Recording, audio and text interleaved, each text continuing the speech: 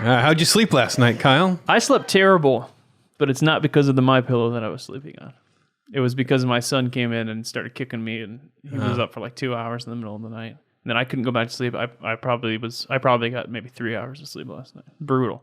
But when I was lying down trying to sleep, my head was very comfortable. On the Mike Lindell MyPillow. Greatest pillow ever made. That's what according to Mike Lindell. Yeah, it's good. He's very, this guy's very passionate about pillows. Yeah. We got him fired up about 3 things. Pillows. Crack. Trump. Oh, Trump. Jesus and crack. That's 4 things. Yeah. I forgot about the crack. Crack and then negative, though. He wasn't excited. Like, yeah, crack, man. So you could imagine when he was into it, he could probably sell it really well. Yeah. He's a good seller. Like, he's a seller, you can tell. This was a very interesting interview because it ramped up. Like, at first, we asked our 2 or 3 questions that we had about pillows, and we were about 5 minutes in. Yeah. And I go, well, we got nothing else. Yeah, I know. We didn't really know what we were going to talk about. And I think we started to catch on that this guy is a total character. He has like a lot of crazy... He's an onion. We always ask, got any cool stories? Well, this guy has lots of crazy stories. So it was like we do need to get our fact checkers on. I'm curious. But he has some wild stories. Swords to his throat, guns to his head. Impressions of Mike Lindell would be like, hey, Mike, where do you get your idea for pillows? And he goes like, well, so I was on crack and and then I was swimming with sharks down near Peru, and then the mafia came. 7 bullet holes in my chest. And so I was escaping from them, and we had been skydiving on that trip, and I was riding a grizzly bear back across the U.S. border on fire, and we got attacked by a group of coyotes. When the animal, right, not the drug, yeah, but then also they came later. Then they came, teamed up riding coyotes, and so then I decided people needed a soft pillow. Well, no, and then the heavens opened up, and the idea for the pillow beamed into his mind from God. And I said this very lovingly because this is, and then we would have to say, wait, back up and tell us about the sharks, and then because he'd gloss over the crazy story. But you can hear the interview yourself. Yeah, that's what we're about to do. So enjoy. Yeah, so enjoy this interview, Mike Lindell. All right, everybody. Well, we are here with the legendary Mike Lindell of MyPillow fame. That's right. You people demanded it, and here we are. Do you have any pillow nicknames? Like, I was thinking when I was first watching your videos, I was thinking the Jesse Ventura of pillows. Is that what? Jesse Ventura of pillows? I don't know why I thought like all these guys that like become like billionaires selling like a mundane product, like a thing you wouldn't think could make you rich because there's so many already out there. Like, there's already a bunch of pillows. Like, how do you get rich off pillows? It's usually a guy that's an immigrant or something. So I thought you were going to be like, I'm Mike Lindell, so I make a pillow. And then I heard you're like, I'm Mike Lindell. And you sound like Jesse Ventura. Well, the way you do it against all odds with the grace of God. You get a patent on and solve a problem that's never been solved before. People thought a pillow was a pillow until MyPillow came along. So what makes the MyPillow stand out the most? Well, here's the thing. First, you got to talk about the problem. Sleep is all about keeping your neck straight at night and temperature. So if your neck's straight, if you got down, it goes down. We call it a downer. If your pillow is too high, it's all about height, the distance from your head to your bed, regardless of your sleep position. So when you sleep on pillows in the past that aren't adjustable, because it's the only product out there where it's based on frame size, but nobody made it adjustable. And that's what MyPillow is, the patented fill. You can adjust exactly what you need individually for any sleep position. So you adjust it, it holds there, and you get great sleep. Wait, how do you adjust it? So I slept on a MyPillow last night. Me too. We both did for the first time. In preparation for this interview. And it was pretty good. Yeah, it was good. It was like light. Sleeping on a light cloud or something. It was light, but you didn't sink in too far. Mine sunk in pretty far, and I wonder if I didn't do it right. Well, but it was still pretty comfy. You adjust it like a down pillow, only it won't go down. Now, you guys didn't call me. I don't know who fits you, but we have 4 different loft levels too. Okay. I see you on the. It's all about your you might have got the white level. We have the green level, which is the next level up. So, but you can micro adjust that. When you adjust it, which I mean, you make it as thick as you want. It holds there. It's like it holds you in that exact height. It's like setting your height. I want platinum level. We should have got the best. Wait, yeah, you could have got the platinum. So you don't have to call out a MyPillow adjustment guy to adjust your pillow. You just comes to your house, or you adjust it yourself. But you got to get fitted, and we have a whole fitting chart. My employees, when you call and they fit you on the spot, ask you a couple questions, and then also we have it online because it makes a difference if you're side, back, stomach, or all 3. But it really makes a difference of your frame size. Yeah. So because I assume that there was a period of your life where you didn't know anything about pillows, and then suddenly you're like, "Oh, pillows," and then you started learning a bunch. Well, what was that process? I used to be an addict, so I didn't sleep a lot. But when I did sleep, I wanted it to be quality. But I go back all the way till I was 16 years old, and I spent my first paycheck at a grocery store on a pillow. I figured if I bought a really expensive pillow, maybe it would work.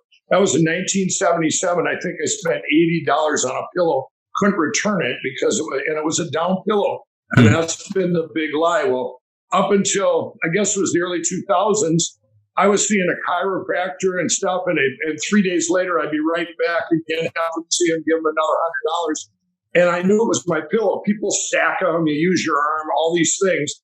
And nothing worked. And I had every pillow I had tried. And I actually had the dream of the MyPillow, the name, and I wrote it all over the house. I'm writing this different ways to connect the logo or connect the Y and the P. And one of my daughters came upstairs. She goes, "What are you doing, Dad?" And I go, "I'm going to invent this pillow. It's going to change the world. It's going to be called MyPillow. It's going to help everybody." She grabbed her glass of water. And she goes, "That's really random, Dad." And all my friends laughed at me, and they're going, I was a crack addict too, a former crack addict. My friends are laughing at me going, Mike thinks he's going to get a patent on a pillow. What is he on, crack? Is it possible the crack helped you think of a crazy pillow? No, that was all God. The crack was a separate platform, a separate problem. And when when I did invent it, I stayed off the crack. I was about 10 almost over a year inventing it because I didn't want to stop with just a pillow that was adjust and worked. I wanted it to, you'd be able to go down the streets and say, "What do you want in a pillow?" "Well, I want one that lasts. I'm tired of spending money on pillows." The average American spent about 40 pillows in a 10-year period, 6 pillows per person per household that didn't work.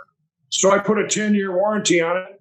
And then what good is a 10-year warranty if you can't wash and dry it? So that's where, pillows you couldn't wash and dry. So I went back to the drawing board, mortgaged my house, and went in to get that done. And made in the USA. Anything anyone would want, MyPillow's got. Cup holder. The MyPillow has it.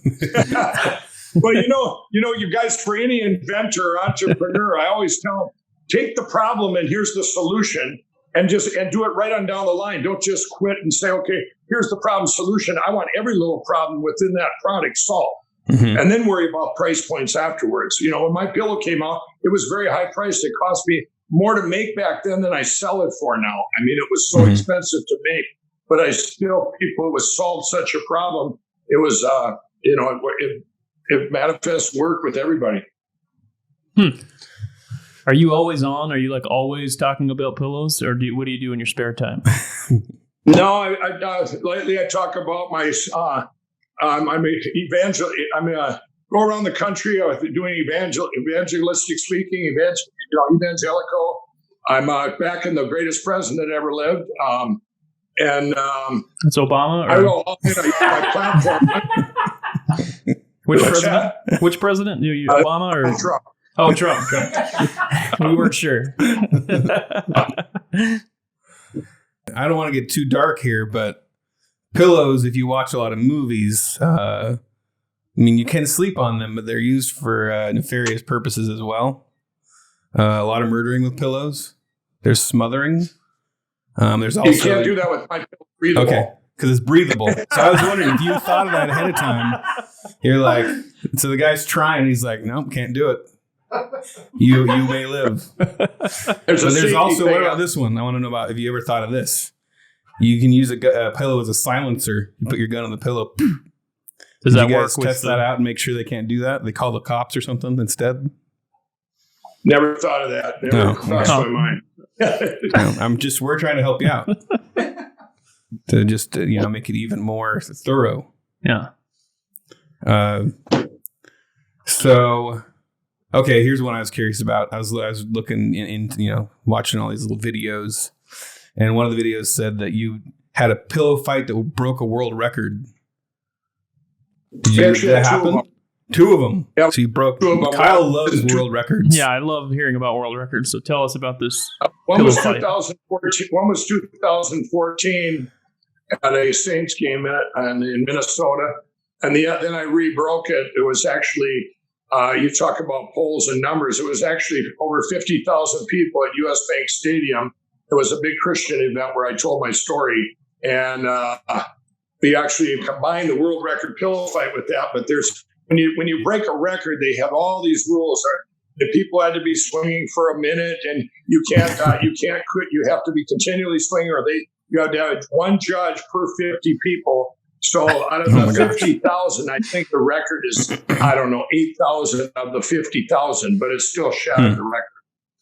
And what was this, a battle to the last man standing, or how did it pan out? No, it's just swinging a pillow. This is Guinness Book of World Record.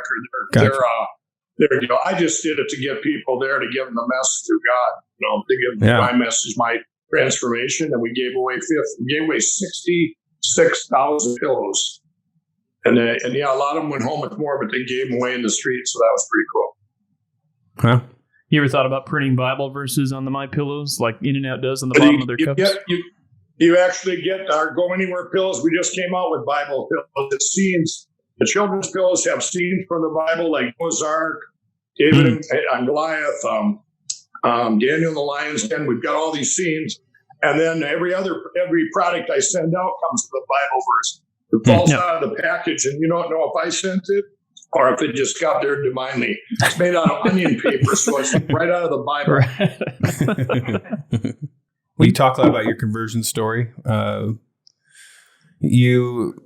I'm curious, what was that story? I mean, you say often that you were in this life of doing drugs and addiction, and you kind of came out of it. What was that story? I mean, was there what was the church involved, or like what's the story behind that? My story goes back to my parents divorced when I was 7 years old, and addiction is not a disease. It comes it comes from childhood, from trauma, fatherless. I got put into a new school when I was 7 years old, but when I was the only kid from a broken home, and I either would that manifest, either I would show off.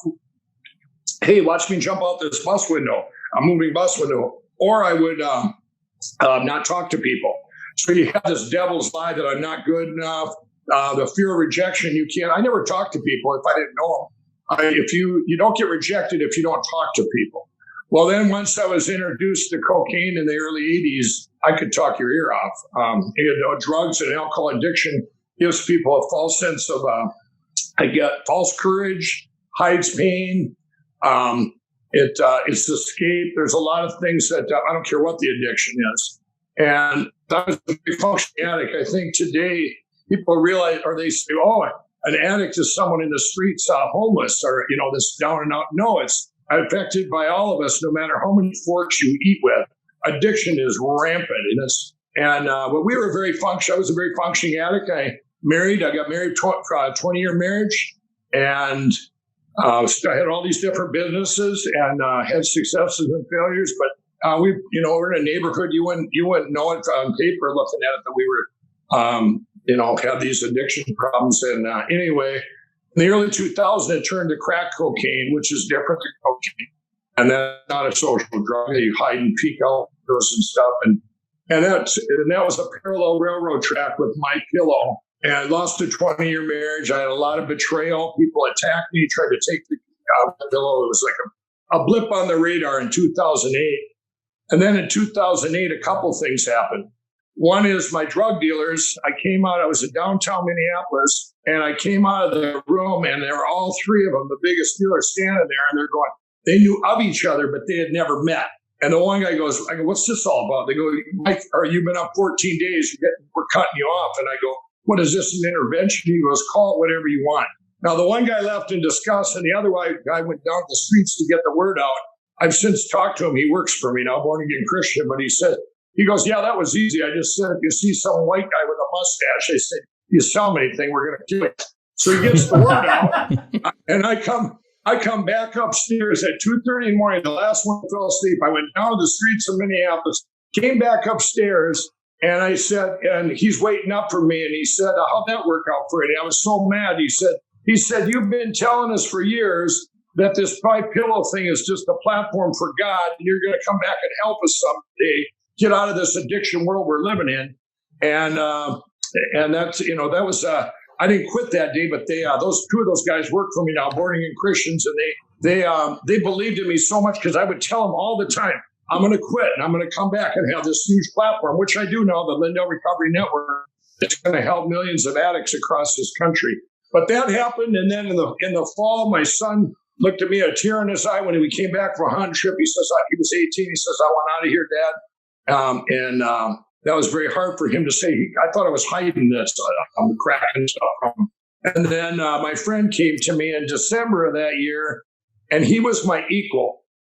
We had both started cocaine at the same time, both turned to crack at the same time. And he had been straight for 4 years, and I hadn't seen him. And I go, Dick, what are you doing here? Now I'd lost everything. My pillow was just a little blip on a pulse, just nothing left, basically. And I'm out in those woods in this house. He comes popping in. He says, I hadn't seen him before. He says, what are you doing here? He says, the Lord led me here. What are you doing?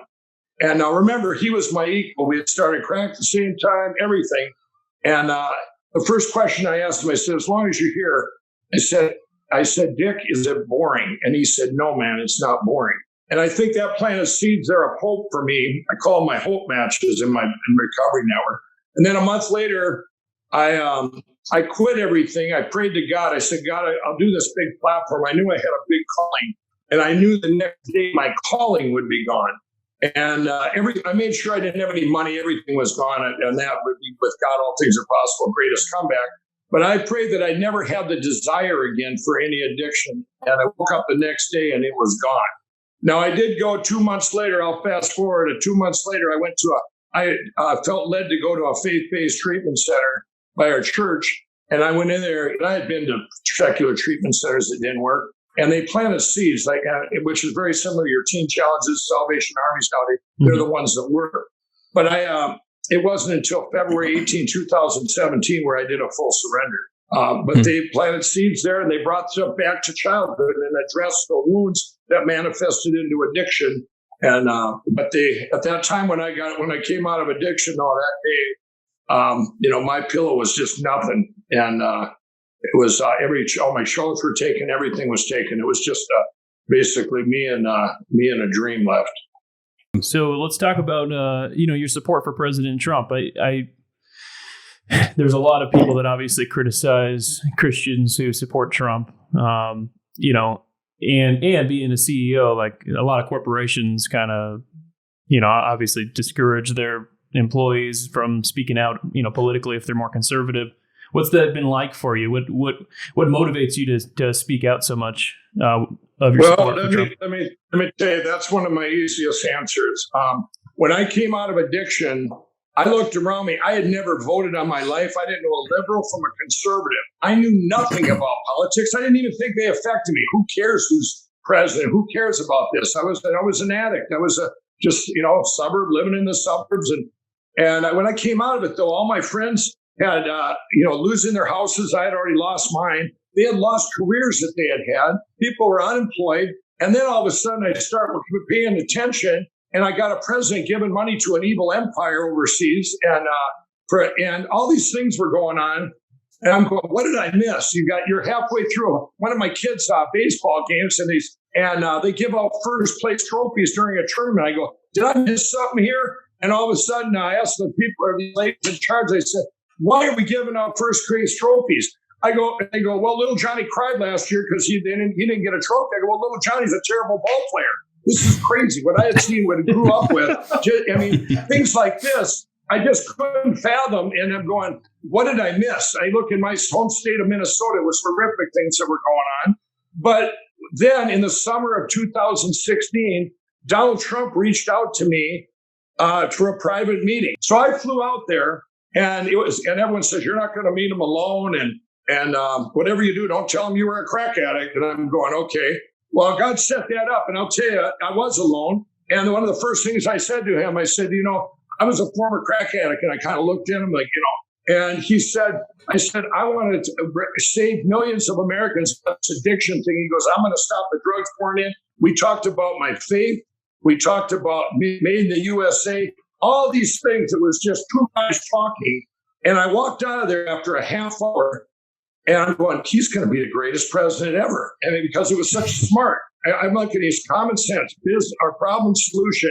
But I've read people. I've been in the streets. I've had guns to my head and swords to my throat in Mexico. I've been eating with 4 forks with billionaires. And this guy had no agenda, no hidden agenda other than to help this country and help us. Well, I went and talked to his employees, and every single one of them had the same story, that he's a great leader. He was a great boss. He had helped them personally, individually. Most of them were minorities. And I get back to Minnesota.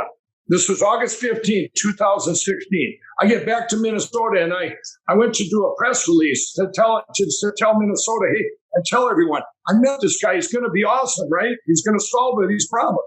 Well, my board was even against it. They're going, you can't do that. You're going to lose half our business. And I walked out of the meeting, and my CMO came out. She said, we didn't get all this far by you not listening to God. I went back in there. I said, yeah, we didn't get all this far by me not listening to God. Even when I wasn't totally saved, I would pray about things if I'm spoken for wisdom and discernment. I did that press release. All I said was I met the guy. Didn't say what we talked about. Didn't say anything about whether it was good or bad, or whether I was a Republican or Democrat. That wasn't anything. And the media attacked me. They called me a racist. None of them put me on their show. And that's when I went all in. And you can never, ever take that away from me. And that's why I've been able to fight back. I got back to, in Minnesota, the Crooked Better Business Bureau then took me from an A+ to an F. I got attacked. I was up for their highest award, their torture award, for the best company in the country. And they put me from an A+ to an F. All these things started happening to me. Like, why am I getting attacked for believing in a guy that won the presidency? And I'll tell you, anyone out there that lives in fear, my busiest day at My Pillow is always the day we're in. I got over 2,000 employees now. Every day gets better and better. The more I stick up for what I believe in, because you can't take that from me. It does. I know I'm doing the right thing. I met the guy. You can't sit and tell me, oh, I think the guy's racist. I met him. I know him. He's a friend of mine now. And that's it. I want to continue this path, but you very quickly glossed over a detail of your past there, that you had swords held to your throat in Mexico. I want to hear that story. Just as an aside. Well, that sounds like a crazy story.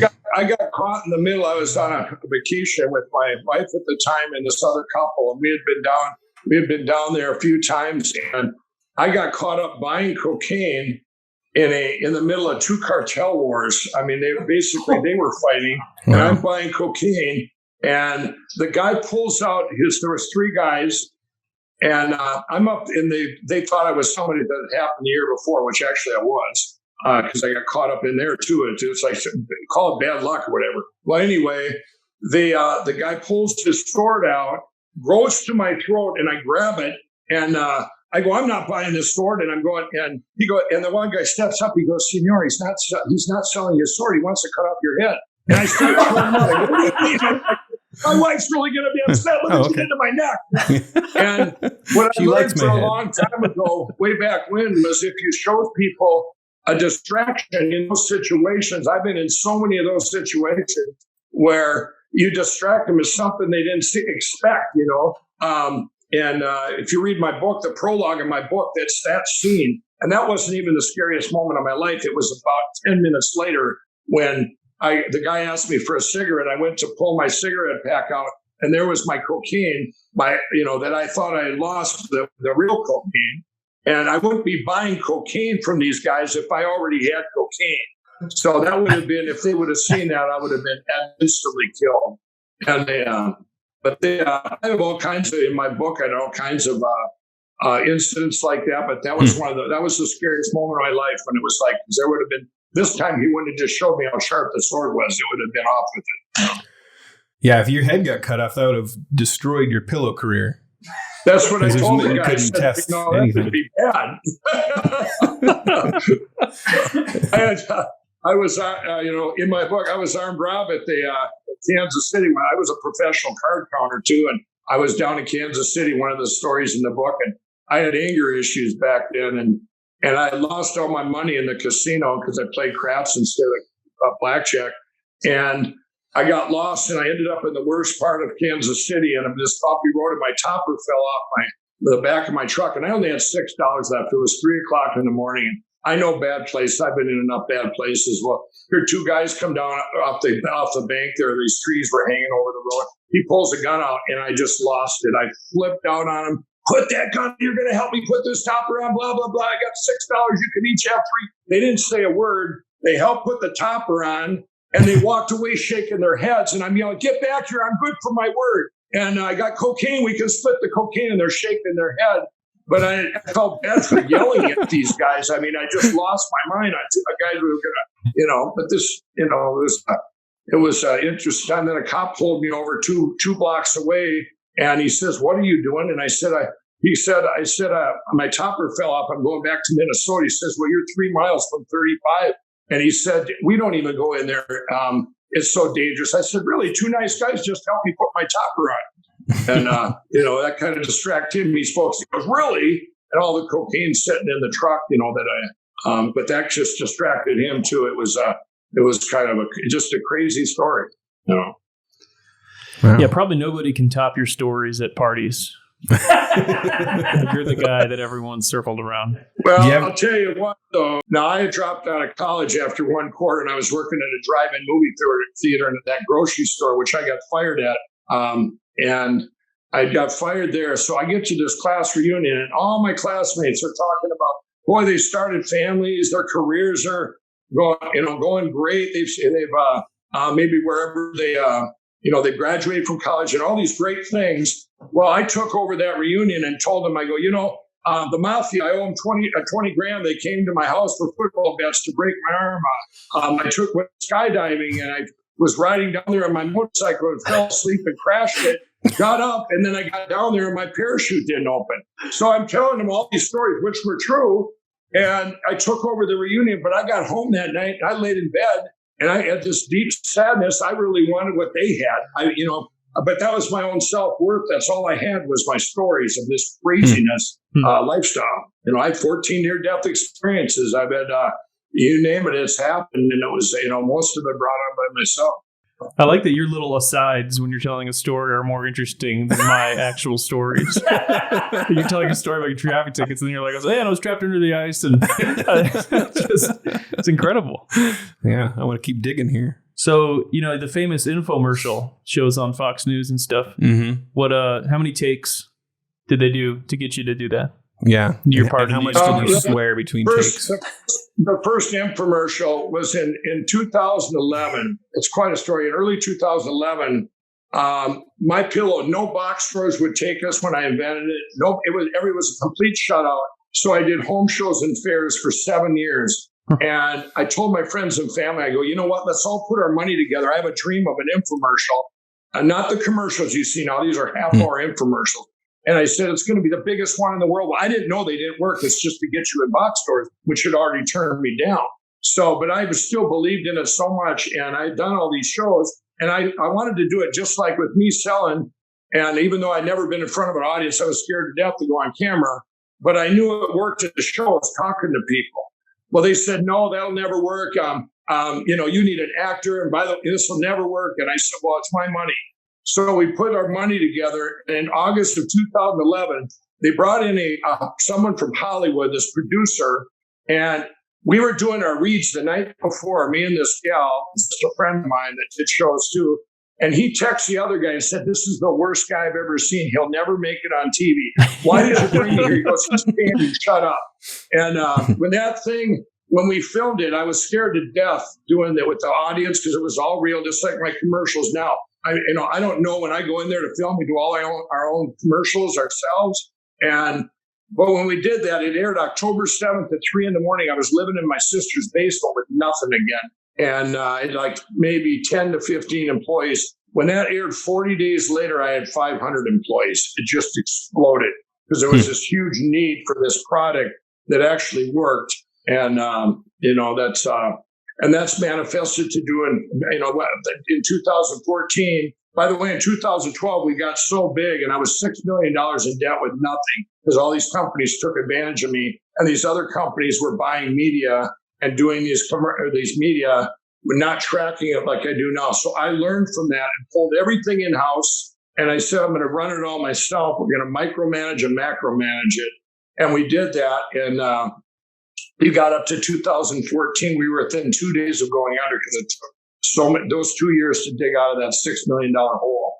And then in 2014, we came out with a 1 and 2 minute commercial that we launched on every channel, not just Fox. Fox just happens to be one of our bigger ones, but it was across the board. There were no, with CNN, MSNBC, Fox, every local channel, and it just exploded, and it's been that way ever since. Now I've been on TV now 3.2 million times. Wow. Crazy. How many periwinkle blue shirts do you own? I have about 30 of them. It's like a cartoon character with all the same outfit and special closet. When I got branded with that, I had to find it because they don't make those shirts. I had to have them made after that. Do you have any hot tips for grooming a mustache? No, you're pretty good. Geraldo told me once I had the most second, this was about 15 years ago. He goes, or 10, no, about 7, 8 years ago. You have the second most famous mustache in America. I'm the one who cares. Next to Tom Selleck? Who's he talking about? Yeah, I guess. Geraldo must not have been talking about his. Yeah. How many doses of hydroxychloroquine do you take a day? I don't take any. I take my own supplement, myoleander.com, which that's the one Anderson Cooper attacked me for if you remember that. Oh, yeah, I just saw that. That 24-minute attack. It's funny now they're not attacking now that the election's over. It's funny how this cure's been there. It's been out there. This amazing thing where they just suppressed it just like they did the hydroxychloroquine. All these things that worked. Hydroxychloroquine has been around 50 years. This company that had this oleander extract's been around 19 years. And it's what a shame that they suppressed this. And, and then you got governors like my governor of Minnesota now puts everything back under wraps and made some of the worst decisions in political history. I'm just disgusted by everything that's went on because if everybody took this, it'd be open. The whole nation would be open. The whole world would be open. This is, they've had not just the hydroxychloroquine and the zinc, but this myoleander.com, these other things out there that work. And if they wouldn't have made all their bad decisions of sticking people like they did in New York into nursing homes and stuff. And right now, the best, I'll tell you, you got governors that make a decision. Here's South Dakota. Here's Minnesota.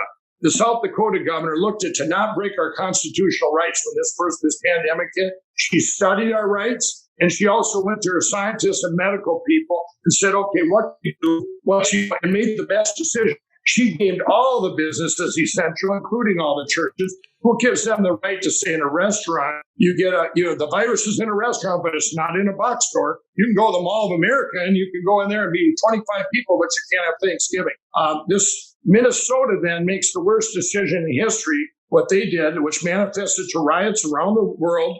And the mayor of Minneapolis. Now, let's look at the two states. We're in shambles in Minnesota, absolutely shambles in Minneapolis. You go to South Dakota, they have the number one economy in the United States, and her tourism is up 150% during a pandemic. And her death rate that they said would be here is 10 times lower than what the so-called experts projected. This thing is, it's actually, you get into this pandemic, it's the biggest bunch of malarkey ever. It's real, but let's just talk masks. You have masks. There's three kinds of masks you can wear that protect you both ways. Go out and wear a mask if you want and put one, either KN95, an N95, or a treated disposable. Don't wear a cloth mask. You're not protecting people. So you give those masks, if they wear those masks, you don't have to, if I'm wearing a mask, not stay 6 feet from me and don't give me a hug. It's pretty simple. If I want to go into a business and that business doesn't allow, it doesn't say you have to wear masks, that's my decision. What they've done now, you can just look at all the states, they politicize this too, where you have all these rotten Democratic governors and mayors making these horrible decisions that have ruined cities, from Portland to Minnesota to all these, Minneapolis to all these places. I talked to my friend Scott Baio in California. It's ridiculous there. You got governors there going out for dinner and telling everyone they got to shut down, except rioters and the homeless there in the streets. So I guess they can run around. It's crazy. We are in California. Yes, we are there. We can attest. Well, I don't know. Scott Baio tells me that it's horrific what they're doing over in LA, what they're doing there. And it's just, making these decisions again, to shut things down. What makes a restaurant more, you can go into a Walmart or a Home Depot or a Menards or anything. You go in there and it's like cattle, but yet you can't get the virus there. But and then, by the way, the restaurants, 10 o'clock, the virus comes out after 10 o'clock. So let's shut it down at 10 o'clock. This is craziness. It's insanity. It's political. And that's the only thing behind it. I thought, at least after the election here, that which, by the way, Donald Trump will win. You will see that. You heard it here first. There's enough evidence that they don't even need anymore. I talked to Sidney Powell 2 days ago for an hour.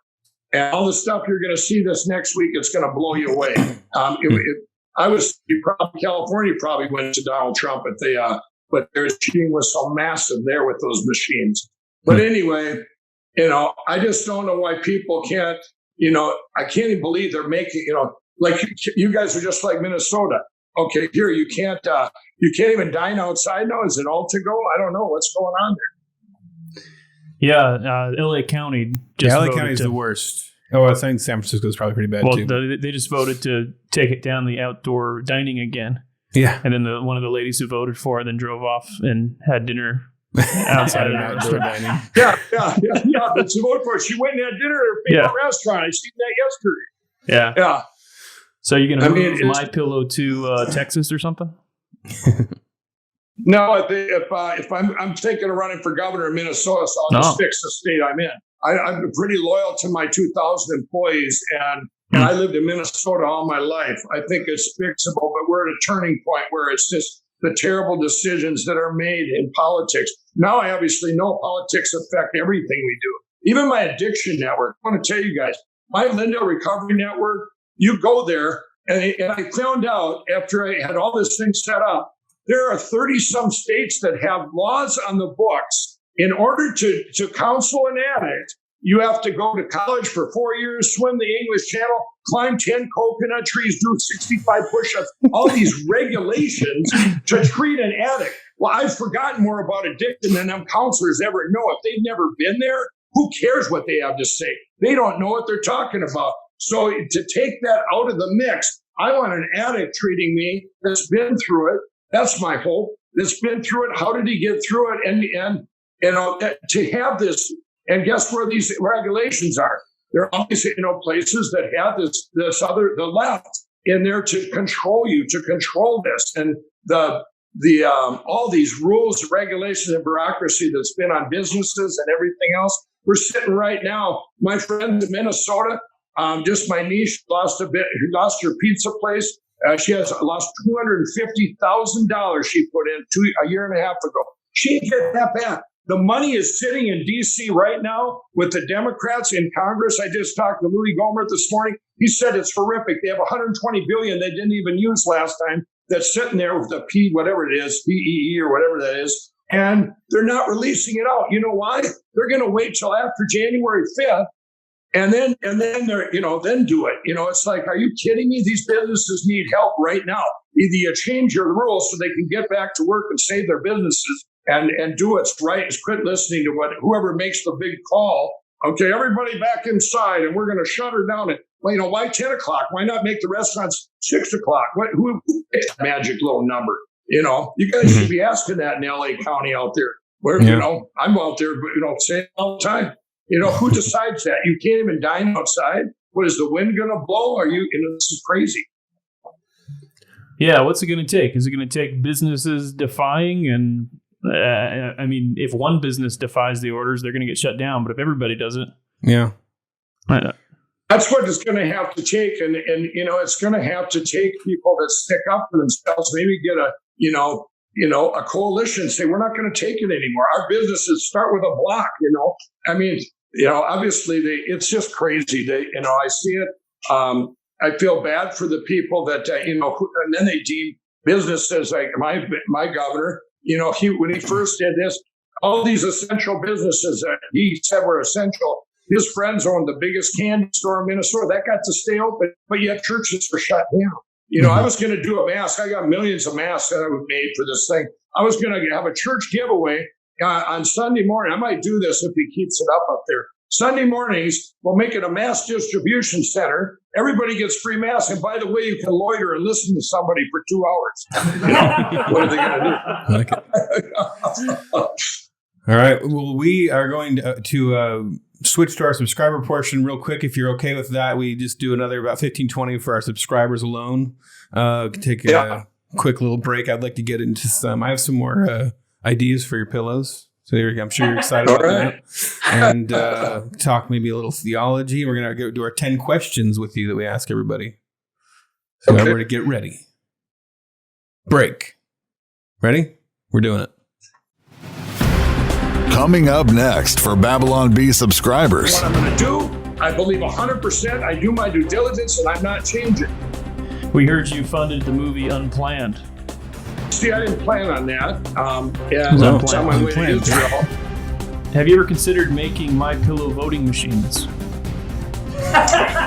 No, but I'm considering that's a good idea. It's a whole other market. Got to my idea boards. Did you want a royalty on that? Sure. Enjoying this hard-hitting interview?